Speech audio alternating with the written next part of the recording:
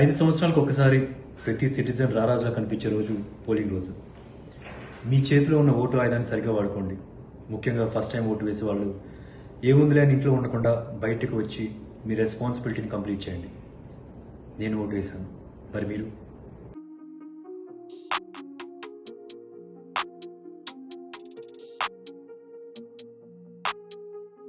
రోజు మనం వచ్చి మన డ్యూటీని చేయాలి.